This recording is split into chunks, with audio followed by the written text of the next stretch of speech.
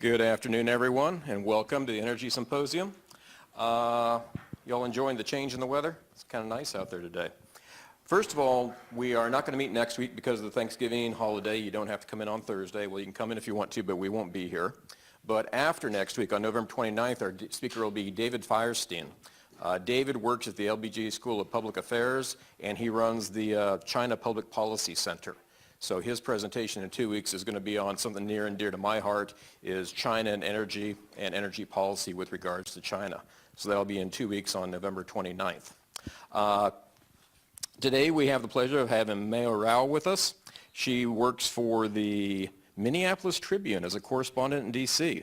Wonderful place to work. She's also published in the Houston Chronicle and the Atlantic.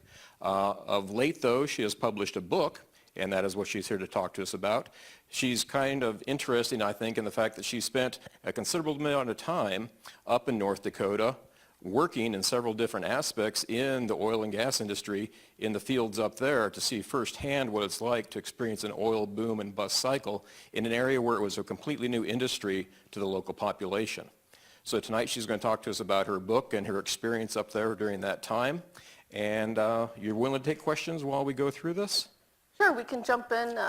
Okay, well, we'll do kind of the standard 30 to 45 minutes with Q&A at the end, but she said she's willing to take questions during the presentation if you have questions. She doesn't have slides or anything like that, but she's going to go through her book and a discussion of the book and some of her experiences up there and how it was different, significantly different in North Dakota than what you would expect here in Texas, where we're very familiar with the oil and gas industry. Okay, so Thank you. Thank you. So when the Bakken Oil Rush took off roughly a decade ago, it was much more than your average fracking story that you've read about in Denton, in other parts of Texas, in Pennsylvania, and Oklahoma, all of which are much more populated areas with more of an established infrastructure and a more greater familiarity with the industry. A lot of people actually compared the Bakken oil boom to the California or the Klondike gold rushes that brought a stampede of people from across the country to seek their fortune in a remote area rich in mineral resources. The Bakken, too, also drew thousands of people from across the country to make their fortune, start over, or hide out, and just become part of this really exciting renaissance of domestic energy production. Many came in the wake of the financial crisis. Just as in the Klondike Gold Rush, many fortune seekers were still reeling from the panic of 1893. But there were some key differences. With the pioneers migrating to California, they had to take very long, arduous journeys by foot, by wagon, by sea. In the 1840s, sometimes meeting hostile natives on the northern plains, battling cholera. For those fortune seekers who came to Alaska in the 1890s, a lot of them faced starvation, some froze to death. Many people never made it to Alaska at all. And in those past gold rushes, there was such a speculative nature, and even in many past oil booms here in Texas and elsewhere, you didn't know if you were going to hit oil or not, you didn't know if you were going to find gold or not. But now, due to advances in hydraulic fracking and horizontal drilling, people in the Bakken knew that there was oil, and they were guaranteed, many of the people coming up to get a job, they were guaranteed to find some kind of work as long as they could pass a drug test. And if they couldn't, those were easy enough to fake. Basically, with these people coming up to look for jobs in this really remote area, North Dakota has actually fewer people across the entire state than in the city of Austin. And most of the people in North Dakota do not live in the oil field. That's in the western edge of the state, bordering Montana, near Canada.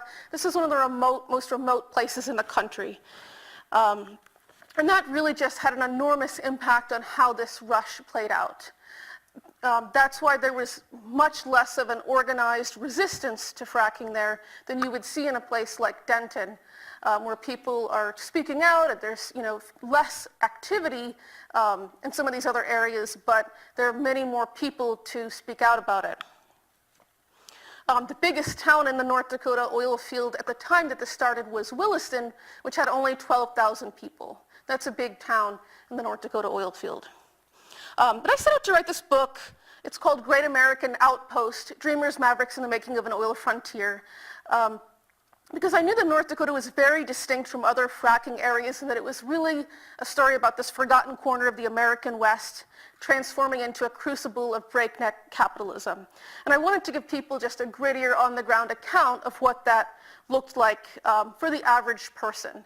So, there's a big tradition. In a place like Texas, you're going to have a pretty big professional oil field class, people who have been in the oil business for generations.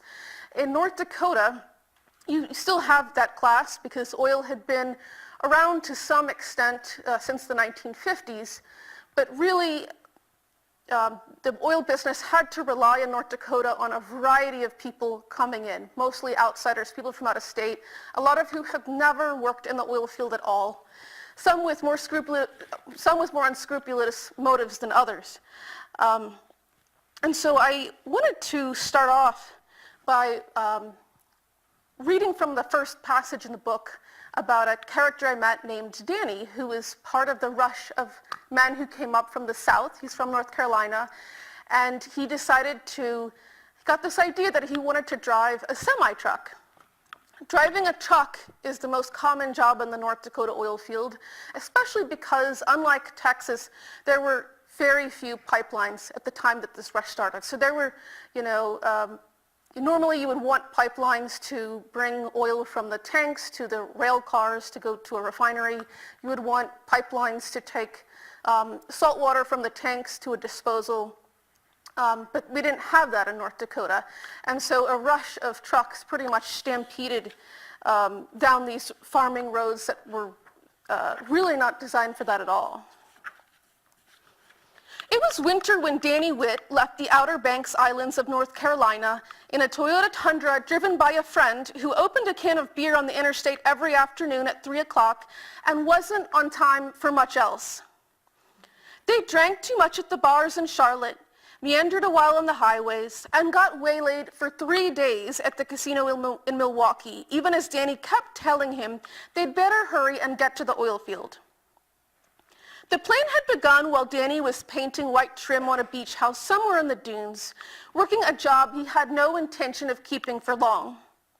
An old biker friend drove up blustering that he was making $5,000 a week driving a freshwater truck in North Dakota. "You should do it, man," the biker said. "How'd you get your commercial driver's license?" Danny asked. "Just BS'd my way through," his friend said. It was a curious proposition, given that Danny had never cared a whit about Peterbilts and spent most of his life riding a surfboard. He was a disciple of the Atlantic Ocean and a dabbler of the Pacific, a man of erudition and adventure who at one time or another had worked as a bartender and carpenter, cleaned swimming pools and driven a cab, gotten married and divorced, bummed around Panama, found love with a beautiful but difficult woman and lost it again, taught himself Spanish, built decks in the jungle, found Jesus Christ, made a little money along the way, and spent it all. Oilfield people love to spend it all. But a man has to attempt a high-paid career at some point, so Danny enrolled in a month-long trucking course. The students drove a 10-speed in circles in the parking lot and practiced how to downshift and back up slowly. He struggled to maneuver the truck and could only reverse once during each test run if he was lucky. That was, thankfully, all he needed to graduate and earn his license. Recruiters came to hire students to do long hauls on the interstate, but those jobs paid a pittance, and Danny was set on being an oilfield trucker. A lot of people from the Carolinas were traveling to North Dakota at the time because the oil jobs there paid more than the ones in Texas and Oklahoma. Danny's acquaintance with the Toyota Tundra was game to join him. The fellow was going through a divorce and had a lot of money to blow before his ex-wife took her share. As they rambled north and west, past the Appalachian Hills and Midwest cornfields and Chicago skyscrapers, Danny felt the whimsy of their lackadaisical days and hard-drinking nights fade. He hadn't lined up a job and knew his qualifications were suspect. He wanted to know, as quickly as he could, if he was going to make it in the oil field, or else he might as well return to the beach to remodel houses and serve tourists heavy platters of snow crab legs and hush puppies. They made their way to Interstate 94, journeying west through the Twin Cities and over the flatness of Fargo and the Red River Valley, past the squat buildings of Bismarck, across the Missouri River, and on toward the Badlands, where the terrain turned hilly and stark. The men turned north less than an hour before the state line. They passed small main streets with grain elevators and Jack and Jill grocery stores, relics of humble livings anchoring a countryside now overrun with the accoutrements of a massive industry. Tankers, trailers, garages, pipes.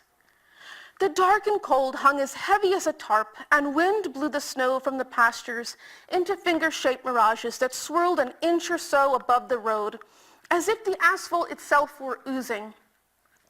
Night fogs rolled over the plains, barring sight more than a few feet ahead. In the dark, the natural gas flares reflected purple beams like UFOs from behind the hills. Buttes colored in burnt orange and sepia whirled in bizarre and terrifying shapes. The wind blew so hard that drivers clung to the steering wheel as though trying to right a capsizing ship. The vermilion hues of scoria clay over the oil well tracts and roads bled through the gray and white of winter. Hotel rooms, truck stops, nights at a bar called TJ's, where the Outer Banks biker spun tales about all the times he'd nearly frozen himself senseless. Danny and the Toyota Tundra driver stayed in a truck behind somebody's oil services shop for a few days. The owner finally agreed to hire Danny if he could pass a driving test.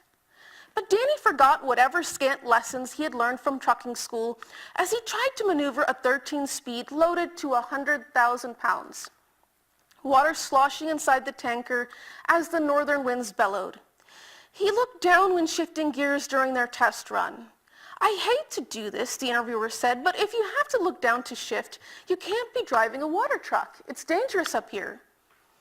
Some of the truckers went to a bar later. "Hey y'all, what's going on?" they asked a table of women. One of the women smirked as Danny went on about trying to find a water hauling job. She said he had the hands of a pretty boy, wouldn't last a day in the oil field. But the woman took pity, offering to have her husband put him to work on their property full of train cars, trucks, bulldozers, tractors, cranes, and tires. Danny moved some equipment on the site for a few $100s and quit 3 days later, determined to make it as an oil field trucker. The driver of the Toyota Tundra absconded, and Danny never heard from him again. So the biker gave Danny the keys to his semi, telling him to impersonate the biker to the dispatcher over the phone while running loads of water with another rookie driver. The deal was that Danny and the other man would get to practice hauling while the biker paid them $700 a week out of his inflated paycheck. Exactly what the biker was doing while they worked this ruse was neither entirely clear nor of much concern. The men drove a 7-mile stretch on Highway 85 that was an ideal training course to practice downshifting, accelerating, and turning. Danny took over the driver's side at night because there were fewer vehicles to hit if he lost control of the semi. They drew water from a pond to take to the frack, as it was called, where a crew mixed the water with sand and chemicals and sent it 2 miles into the earth to blast oil out of the Bakken Shale Formation. The newspapers regularly featured front-page displays of overturned 18-wheelers, but soon the accidents became too routine to warrant a photo. The locals learned to be resourceful. One holiday season, high school students butchered 6 elk mowed down by a semi and donated 900 pounds of meat to charity. Highway 85 was the most dangerous route in the oil field, and everyone seemed to know at least one motorist who had died in a wreck there. A truck driver started backing up after missing his turn on the highway, and a Hummer struck the semi from behind. The trailer caught fire, killing the Hummer driver. 2 teenagers died, and a third was hurt after their Subaru Forester hit a patch of slush, spun out, and was split in half by a semi driven by a Texan on the same stretch where Danny had practiced driving. The mayor of Watford City decried the state's transportation regulators, saying they should take the blame for the thousands of oil trucks passing through his tiny town. "It makes me sick to think of children dying on our roads," he said. "It's a nightmare." The drivers and victims of Highway 85's trucking collisions came from around the country. Locals resented Danny's kind. They often complained that some foolhardy Southerner would be the death of them, all these rednecks who didn't know how to drive a big rig in North Dakota or anywhere else. Danny's justifications lurched from desperation to some great shade of invincibility. After the other driver nodded off one night as they delivered water, Danny found himself steering through a wild stretch of badlands. It was midnight as the snow fell and the asphalt froze over. He began climbing a sharp hill, fearful of stalling out, and remembered what the biker had told him earlier that day. Take your seatbelt off, unlock the door, and get ready to jump if the truck starts to roll. Danny downshifted all the way up and reached the top in low gear, shaking, praying, startled that he was still upright. Years later, he would say that was his real graduation, all those months after attending a trucking school that had garnered several angry online accusations that it was a CDL mill. I should be dead, he thought sometimes. I should be dead. Danny later set up a cone on a mound and moved the semi back and forth 100 times until he felt sure that he could reverse. He taught himself well enough to find work hauling sporadic loads of water with the ragtag outfit. He and some of the other truckers played Texas Hold'em at a driver's trailer a lot of nights, cooking and drinking rum. Whenever he landed in a ditch or ran out of fuel, his poker friends bailed him out. But Danny was low on the dispatch list and often found himself sitting at a gas station where he noticed an obnoxious man who was always running his mouth. Danny knew the type from his days as a bartender. "You want to drive oil?" the loudmouth asked him after a while. "Tell you what, I'll train you." So thus began Danny's adventure in the oil field, driving a semi-truck. And basically, this is sort of why a lot of people in the Bakken who already lived there, who were lifelong residents, that's often in the beginning what they were upset about. They were not upset about the actual mechanics of fracking, or they're not necessarily concerned about the environment or water or anything like that. The way that this affected them in the beginning and affected them in the greatest amount was pretty much this invasion of trucks coming to their town, and pretty much everybody had a family member or a friend or some loved one who had died or been injured on the roads there. And so there was a real resentment that started to grow, especially because a lot of these people, they really didn't know how to drive in snow. They would often be working 20 hours at a time, and so people would fall asleep at the wheel. People on oil rigs, when I would visit them, told me that there was a bigger chance of just dying on the road than actually dying on a rig. So I met Danny after taking up a job briefly at a truck stop called the Wild Bison. I wanted to write a magazine piece kind of looking at the oil field through the perspective of a truck stop cashier, because truck stops in the Bakken were sort of the hub of the economic and cultural life. And so a lot of these retail outlets could not find anybody to work there. Everybody wanted a high-paying oil job, and somebody like Danny could be making $80,000 or $100,000 a year. Some truck drivers made up to $150,000. So why would someone want kind of a low-level cashier job? That's why they had a really hard time filling them. And so I walked in, and they gave me a job for $14 an hour, double the minimum wage. And a lot of cashiers often made up to $17 an hour. And so at a time when liberals in some cities like Seattle were pushing for a government mandate of a $15 minimum wage, the private sector in North Dakota had basically created that. They had to pay that to get anybody to work there at all. And so starting to work there was really entertaining, and I had to learn all the flavors of chewing tobacco, which I had never been familiar with. I'd never heard of Copenhagen. I had to memorize all the different colors. A lot of people chewed because on oil sites, they were not allowed to smoke cigarettes. And so I would always take down the information of anybody interesting who came up to my cash register. And so Danny came up one day. He seemed like a character. He was very talkative. So he agreed a couple days later that I could accompany him on just one run from a freshwater depot to a frack site. Fortunately, by then, he had learned to drive.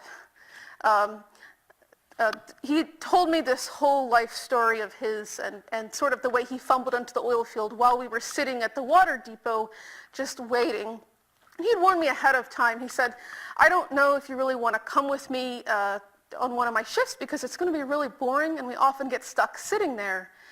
And I didn't really believe him that oil prices were $100 a barrel. The oil was going 24 hours a day and it seemed like everyone was rushing around.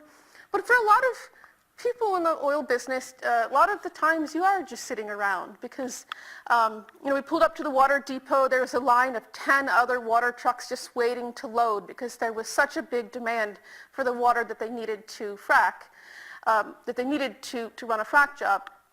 And so Danny told me this story while we're waiting, and then he took me to the site, but he would tell me even though he came delivering this fresh water to frack sites all the time, it was always sort of mysterious to him. I mean, he would drop them off in tanks, but he never really knew what was going on, and he was really intrigued by that.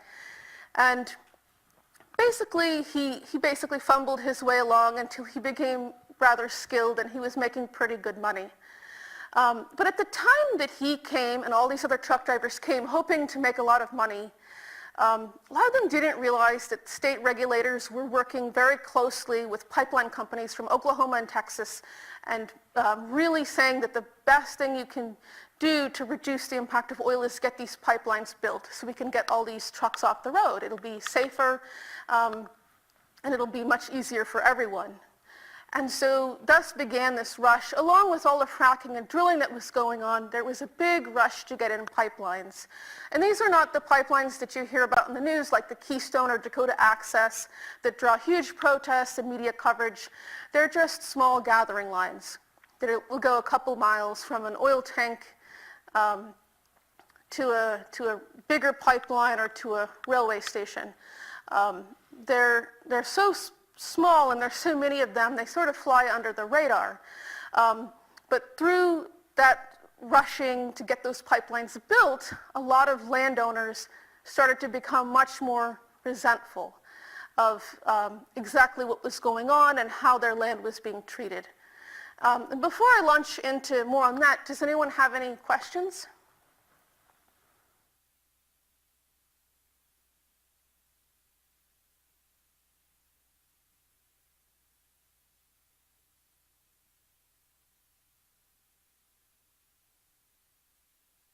So yeah, the cops and the sheriff's department, they were aware of the problem of a lot of trucks, too many trucks on the road. A lot of them were hauling overweight loads and things like that.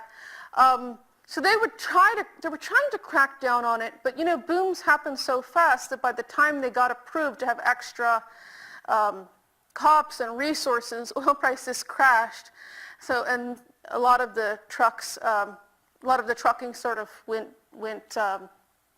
it got a little bit quieter in that area. But another reason that cops were so stretched was sort of this bizarre problem where the jails became full. These are small town jails, became full with so many criminals that there wasn't enough room. And so they had to transport them to jails either in Montana or somewhere across the state. It takes 6 hours to drive across North Dakota. So sheriffs would tell me they would spend so much of their time, just driving, 3 hours to another jail to drop off a defendant. So it was sort of a mess. And I do remember being there 2015, since oil prices had really crashed and the roads were a lot quieter. That's when they finally got their cop resources. So I remember I got a speeding ticket and I wanted to get out of it. I got a speeding ticket because you're on these country roads and you just forget that there's nobody there. So I just sort of lost track of my speed. And then I was asking about how to get out of it and kind of, how to see if there would be any leniency, and they said, no, they won't give anybody leniency who's an out-of-state driver because there's so much resentment toward out-of-state drivers on the roads. But in North Dakota, a speeding ticket is $20, so that doesn't really deter many people. Does anyone have any other question before I move on?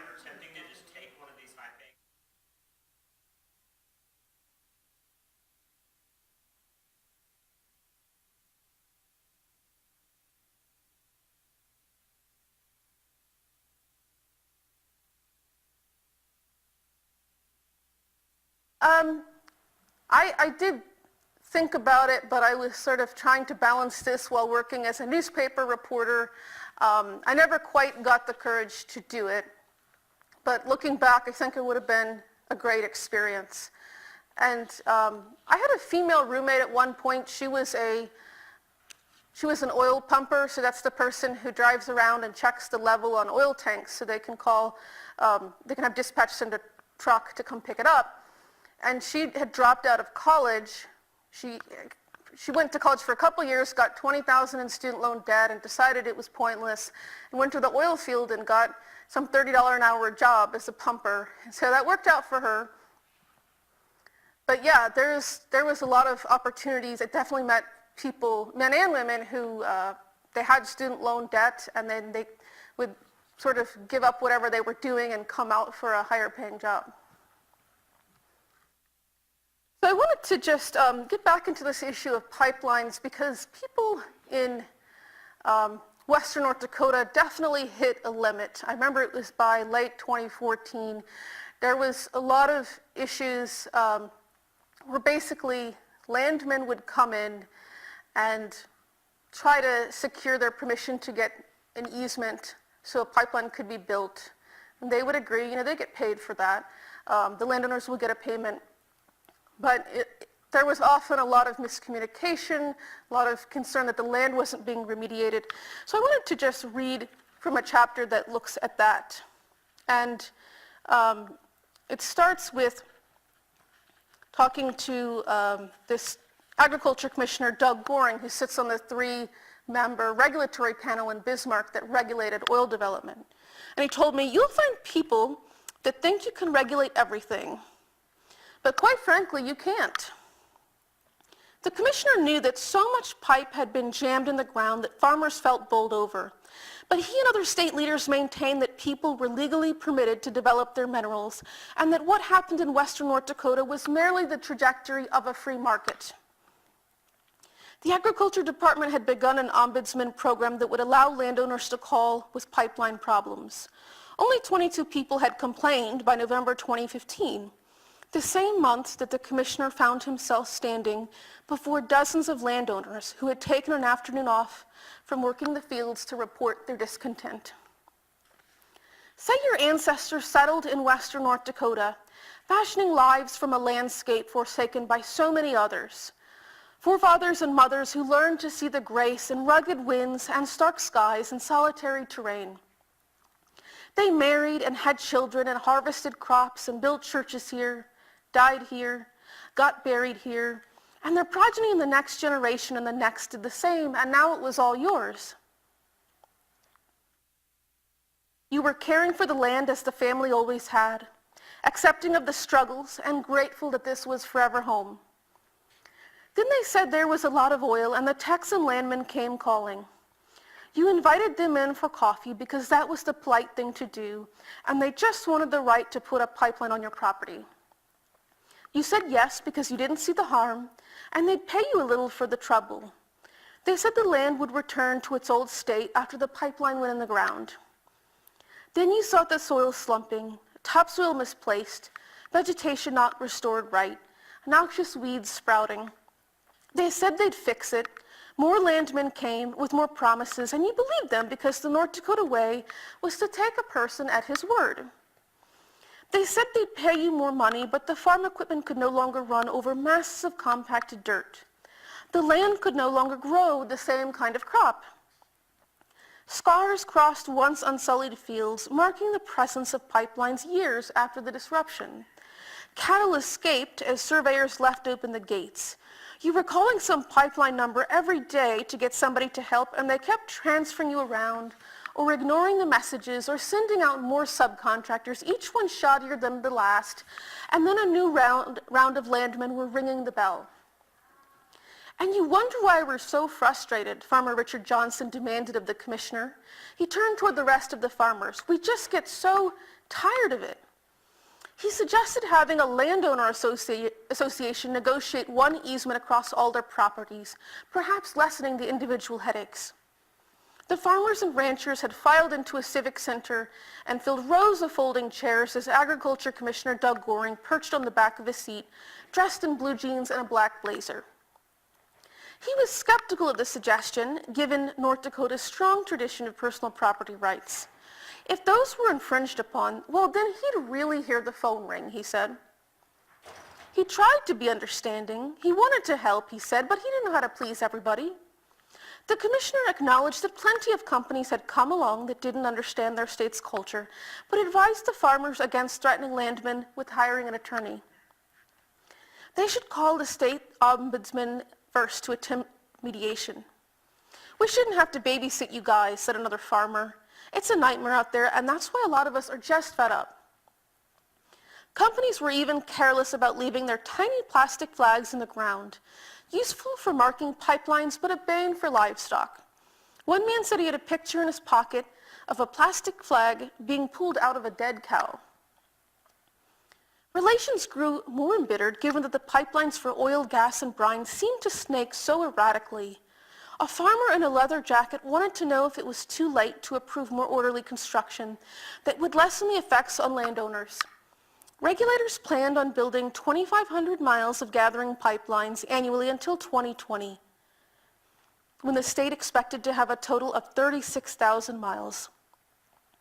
You look at that spider web that's out there, the farmer said, and it's going to be worse and worse, and North Dakota dropped the ball at the start.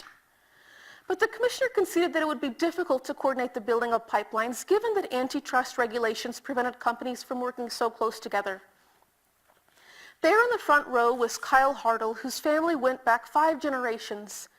So the phone rings, and they want you to meet, and you want to be Scandinavian and hospitable, he began. And he's referring to the fact that many of these farmers are of Norwegian descent. And it was a plight most people in the room understood. They wanted to try to reach agreements over the kitchen table and trusted more, perhaps, than they should. Kyle said they would beg pipeline companies to use a more established corridor on a less sensitive strip of the ranch land, and talks would break down as officials accused them of being poor compromisers. But the Hartles had not asked for any of this development. Here was the crux of everything, the clash of North Dakotan tendencies with the culture of Texans and other outsiders who controlled the pipelines. It almost seemed as if the South had colonized them, bringing a brash way of doing business that did not sit well. Quite frankly, the commissioner said, if you look at our culture, we're trusting. We're hospitable, we're humble, and that's looked at as a weakness. People take advantage of that, and we become cynical and skeptical, and that's unfortunate. So basically, families like the Hartles, a lot of these other farmers and ranchers, they have this Norwegian background. I'm actually a quarter Norwegian too, so I have some familiarity with that culture in the Midwest, but that basically, people don't like to complain about things. They're sort of mild-mannered. They just want to go along with something. They're trusting. They want to be hospitable. And they're coming up against a lot of landmen from Texas who just have this totally different style and who are much more savvy about oil and are more aggressive. And this issue of Texas and the cultural clashes just came up a lot. Not just Texas, it was also other Southerners like Danny from North Carolina, but basically this clash of South and North that really began to permeate a lot of the interactions there. And in the book I also talk about this businessman who, he had done business all over the country.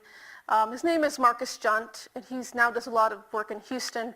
But he opened some restaurants in the Bakken, and then he decided to run for mayor about this time that I was working at the truck stop. And one of his sayings that he really emphasized was, let's not make the Bakken the industrial yard for Houston, Wall Street, and Bismarck. And he was trying to make the point that all of these companies, a lot of the money that's being generated here is simply going back to companies that are based in Texas or investors in Wall Street. And what are we getting out of this?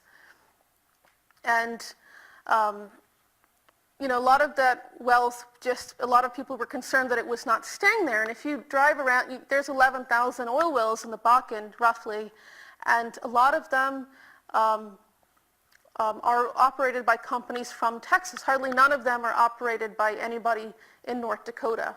So North Dakotans have benefited to some degree. There's a lot of people who have gotten wealthy doing some sort of contracting work on oil rigs and frac sites, but they don't actually own and operate. So what about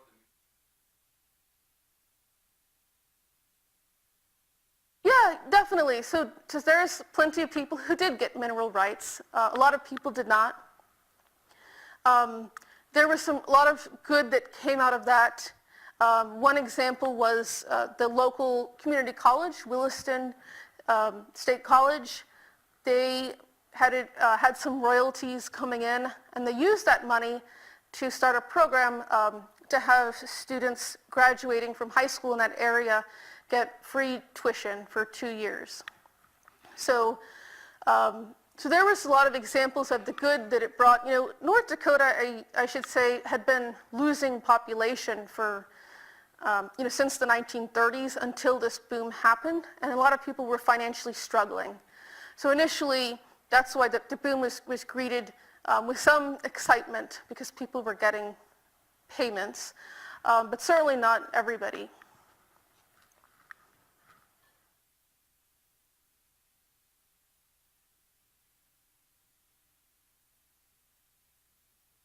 Yes, but there was some concern among the local communities that there still was not enough money flowing back to them. I mean, it went to the state, and the state would use a formula to figure out, how much to invest back in local programs. Especially at the beginning, the infrastructure just wasn't there. It's not just roads. It was like there was not enough space in schools. There was no housing. There were really not any services for addictions, for drug and alcohol addiction, or for mental health services, not enough space in jails. So that was always this perennial complaint of a lot of the local towns. But North Dakota, even much more so than Texas, I think, really in that area believed strongly in the free market. And they were sort of wrestling with what a free market really meant and when and how things should be regulated, because they historically just didn't really believe in much regulation. There was nothing to regulate there. And so something would happen, often something bad would happen. There'd be some sort of mishap or pipeline spill or some big problem, and then they would come in and correct it. But they weren't necessarily that proactive. Does anyone else have any questions?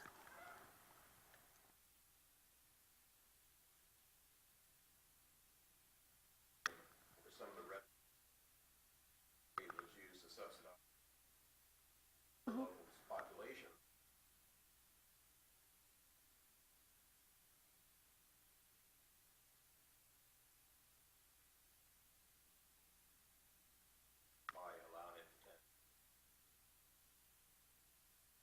That's an interesting point. Actually, for years before the oil boom happened, people would complain that their kids would grow up and leave because there was nothing there for them. Once the oil industry took hold and jobs became available, that brought a lot of people back or kept them there. So I think it worked out. And this program is only a couple years old, so it's too soon to fully analyze it. But generally, there's a sense that this has been good for a lot of people, that it's enabled them, young people, to stay there and have their families there. One of the issues, though, that is much more pronounced than anything in Texas was that there was nowhere to live in the Bakken when this all started. It was on this very empty prairie. And so a lot of builders, of course, rushed in, and for a while, some of these towns were the fastest growing small towns in the country. The building boom was really fascinating to watch when I was there. I mean, it was like, I'd never seen so much construction in my life. And it took a while to get to that point where there was enough housing for people to finally have somewhere to stay for a reasonable price. I mean, landowners or builders at one point were were charging people the highest rents in the nation, higher than New York or San Francisco, taking advantage of people's high oil field salaries. But just as they hit this point where they got enough infrastructure in and got enough housing, oil prices crashed. So a lot of people left the oil field, and suddenly there was a lot of empty buildings, and a lot of people were really desperate. A lot of the developers and apartment owners were very desperate to fill them. At the same time, they were competing with these man camps. I think Texas has some of those, just these groupings of trailers that house oil workers, and they're temporary. You know, you can pick them up and move them at any time. And so, you know, the builders went to City Hall in Williston, the apartment builders, during the oil price crash and asked, you know, we want to get rid of these man camps. They're temporary, you know, these are not really great places to live. They wanted to get oil workers to move into their apartments. But, and this caused some lawsuits and some controversy, and critics were saying, you know, I thought you believed in the free market, you know. The city council did not put in any rent control when apartment prices were so high that a lot of people couldn't afford them. But eventually, Williston City Hall did decide to have the man camps shut down. And so that was a boon to the apartment owners. But there's a bigger issue going on there, and that applies to many oil fields. There's just this tension between temporary and permanent. You know, North Dakota, a lot of the local leaders in the oil field, they really want to have a permanent place for people to live and to work. They don't want it to feel like just this place you dump some trailers and come and go. They really want a real civilization and a real society. And the problem is that the timing often has not worked out. I mean, I think the boom-bust cycle hits North Dakota harder than it would hit Texas, because you know, you're so far from everything up there. You could be hundreds and hundreds of miles from any major city. It's, you know, when you put down money for a lease on an apartment or you buy a house, if you lose your job and the oil industry goes downhill, it's not like there's a ton of other things to do. So there's really this tension that they really are struggling with there. And one of the most painful things that happened during the oil price crash was that people often would have a job and then their company would pay for their housing. And if they lost their job, that means the company would tell them, well, you have 48 hours to get out of the house now too. So people would be homeless and sort of not knowing where to go. But in the oil field in North Dakota, people are pretty familiar with the practice of sleeping in their pickup truck because the housing situation has been such a disaster for a while. So I remember walking into a Salvation Army in Williston during that bust and meeting this couple who they were getting help, and they had that situation. They lost, the husband lost his job and they lost their apartment, and they were sleeping in a pickup. The Salvation Army put them in an empty man camp just over the border in Montana. And I said, oh, I'd love to see this situation. They said, sure. They took me there. It was an empty man camp. The owner wasn't there. It was this grouping of trailers that had enough room for 50 people, and they were the only ones there. And so they just made that their home for a couple weeks. It was almost like, it sort of felt like they were squatting. There's just so many empty trailers and so much empty real estate that was a sort of a weird solution. But eventually, the husband, he kept trying to find work, and he couldn't get anywhere because the industry was just too on the bottom. At one point, you know, oil hit 27 a barrel. And so the couple went back to Idaho, where they were from. And that happened a lot. I met a lot of people like that. They really liked North Dakota. They wanted to make it work. But after oil prices crashed, it was too hard to make it work, and they left. And so now, I mean, they've certainly gone up in the last few years, and then they recently come down in the last few weeks. You know, it's sort of seesawing. But North Dakota had really had all these people come up that were so hopeful and optimistic and excited and wanted to be there for so long, and they would say the oil boom's going to last 20 years. And they didn't necessarily have this institutional knowledge that maybe a lot of Texans have, where you sort of better understand the boom-bust cycle, you're more prepared for it. People in North Dakota, I mean, they had a bust in the 80s, as Texas had, but it was still on a smaller scale. And so people, after this latest bust, really struggled a lot to renew faith in the oil field. And so it's gotten pretty stable now, but there's still, it's not quite what it was. And Danny, however, the truck driver, he did make it. He's actually doing pretty well. He's still there. He's still driving a truck. He survived. So there's definitely some people who did quite well when they made it. So I'm really eager to go back. I'll probably go back next spring, and I'm just really eager to see how it is. But with the last time that I had reported on the oil field, I was leaving as Trump was campaigning for president. And I've really followed over the last couple of years sort of how he's interacted with North Dakota, and he's gone there a couple times. And it really seems to be much more on his radar. And so he has pretty high approval ratings in North Dakota. And he recently sent Donald Trump Jr. there to campaign for one of the Senate candidates, Kevin Cramer.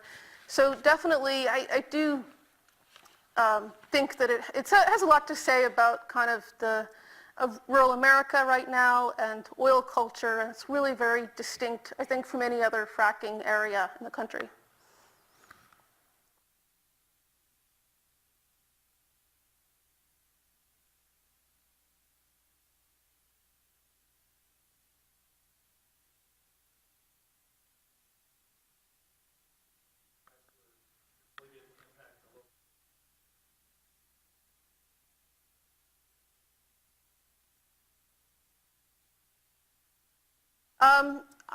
I don't recall there being a significant amount of foreclosures, just because I think a lot of the people who had the more transient jobs and lifestyles, they didn't necessarily buy houses.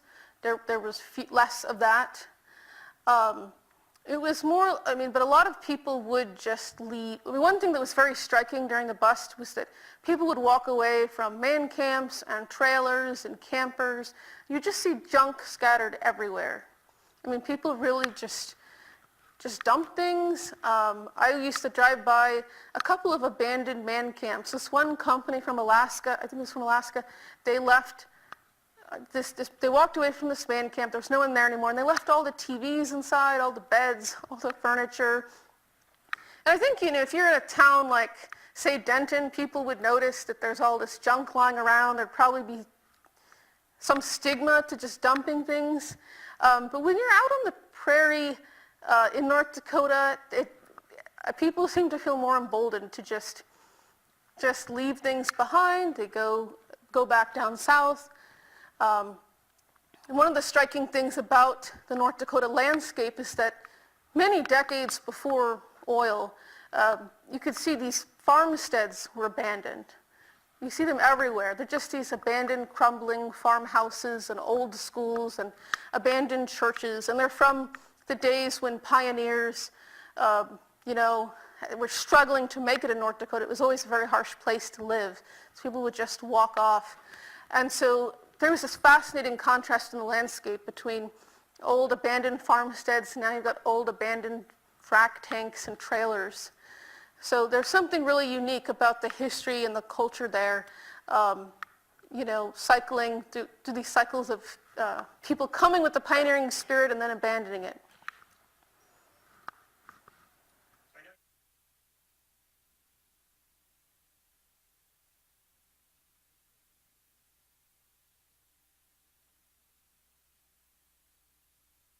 Yeah.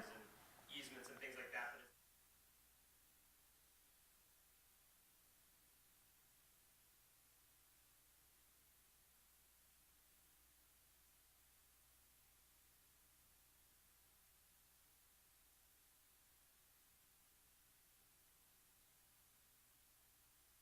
Right. No, I remember meeting a Dallas investor on a frac site there. He would come up every a couple times a year to check on his investments. And he was saying that landowners in North Dakota are much easier to deal with than the ones in Texas. The ones in Texas already know the game. They're all lawyered up. People in North Dakota don't really know the way it works. So North Dakotans, after some bad experiences, they've generally become much more savvy and they're much more conscious of what could go wrong. One thing is there was increased resentment between landowners and pipeline companies. Landowners began to demand a lot more money per rod. So those rates went up a lot, and people were more likely to maybe check with lawyers and to trade stories with each other so they could make sure they were getting a fair rate. So I think North Dakota had this kind of a culture of being a bit more innocent, naive, and trusting, and that's really changed a lot. People have become much more savvy.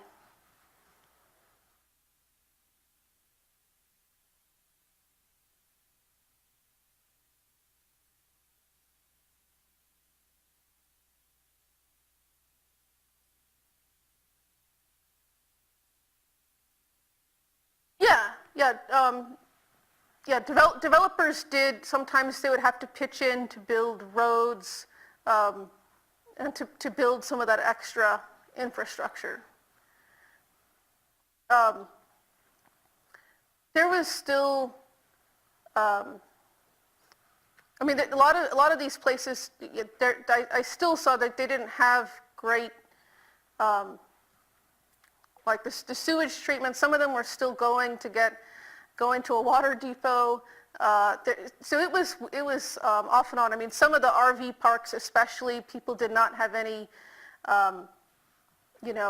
they would just shower at a truck stop, or they would survive using space heaters. But yeah, as time went on, developers did their part a lot of developers did contribute to the infrastructure.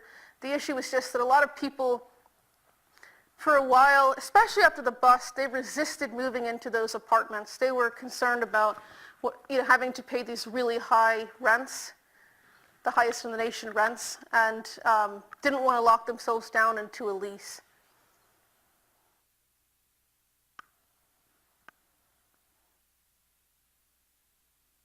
Did you observe any interaction either with the land abutting up or between people or workers with Native American reservations in the area? You're asking if I had any interactions with the Native Americans? Were they trying to put pipelines through the reservations, or were there any interactions there? Sure. So I spent some time on the Fort Berthold Indian Reservation, and they were, really, they produce 17% of the Bakken's oil production. They started their own oil company after a while to drill and frack their own wells and do their own oil investments. And so they really took a different approach than what you saw in Standing Rock. A lot of people may not realize the Standing Rock protests and that reservation, that's a couple hours away from the oil field. So those people protesting, they're not part of the actual oil field. And the way that the Fort Berthold Indian Reservation in the middle of the oil field approached it was a little bit different. They did have a lot of concerns about oil development, but they sort of realized it would be better if we control our own production.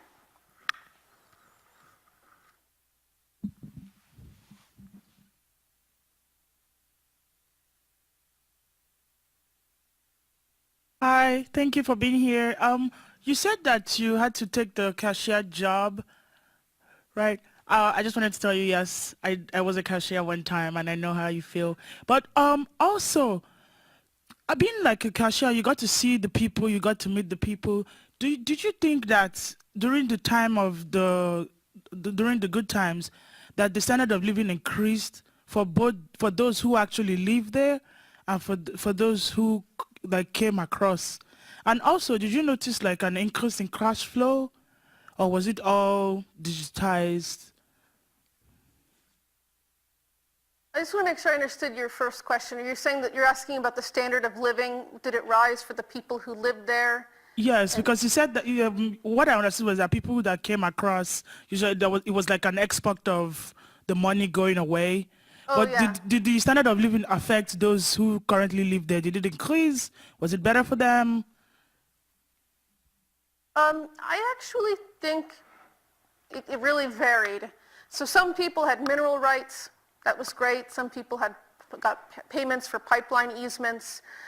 There were people, as I said, North Dakota had been economically struggling for a long time, so this was a boost, especially for some elderly people. They got to have a lot of money suddenly in their retirement, which was great. But especially during the height of the boom, one of the really sad stories was that some of the longtime elderly citizens were forced out of their apartments because they could not afford the rents. Or they were very concerned about the way the whole town had changed. There were so many trucks. They were afraid of the crime, or people would sit in traffic for an hour to go someplace that was usually a 15-minute drive. So there was definitely a group of elderly people that just moved away. They would move across the state or move out of state. So it just really depends. And what was your second question? Oh, during your cashier time, did you notice a cash flow increase, or was it more monetized? Was it more digitized? People using their cards because they were from out of state and stuff like that. That was what I was asking. The second time. Truck stops were a really lucrative business, especially the one I worked in. And a lot of people out in the oil field, they would, especially once they got more money, they would get a really nice big pickup. They spent a lot of money on that. I was shocked, truckers would hand over a credit card for filling their tank with diesel fuel. It was $900. And so that was a really good business. But a lot of people would complain to me that because the cost of living was so high in North Dakota, it was just harder for them to save money. So you'd have a high minimum wage, like I said, $14 an hour for a lot of those cashiers, but I knew a lot of them were just sleeping in campers down the highway, and they would shower at the truck stop before work. So it wasn't necessarily, and they actually made a good point. They were talking to me about how there's a lot of people who want to raise the minimum wage, but we see how it works here. Once everyone is making so much money, then now everything costs so much. So sometimes there's a concern that it was kind of a wash. If you made a lot of money, but then you had to spend a lot of money. Thank you.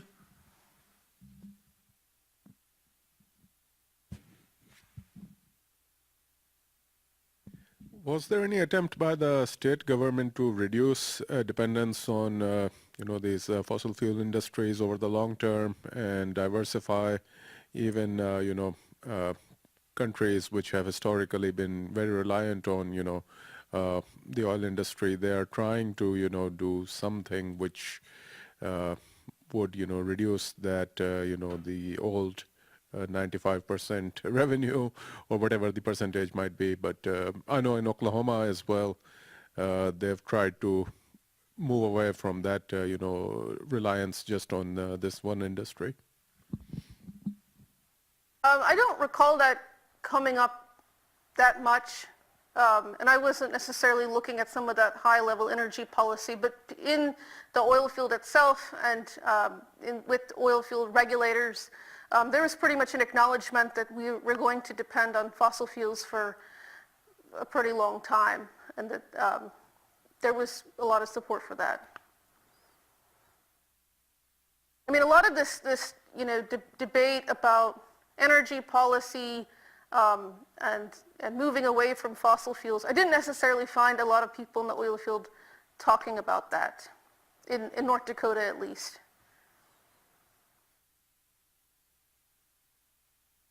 Okay, well, thank you very much. Yeah, thank you. Oh yeah, thank you. Wonderful. There's so many analogies to that. I was up in Jackson Hole, Wyoming